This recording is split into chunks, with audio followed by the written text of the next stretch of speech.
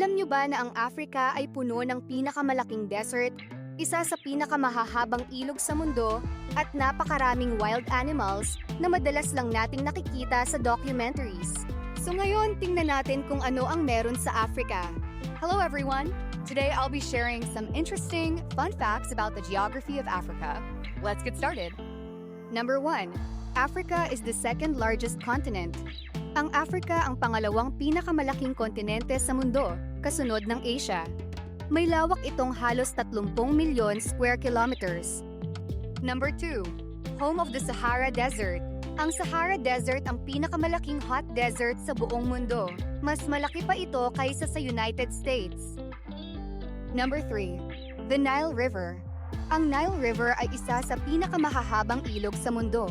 Dumadaan ito sa maraming bansa tulad ng Egypt at Sudan. Number 4.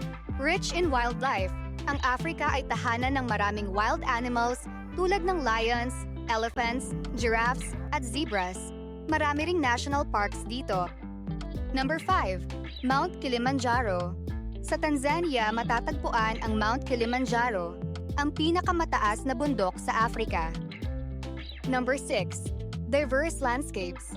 Hindi lang desert ang Africa. Mayroon din itong rainforests, savannas, mountains, at magagandang beaches.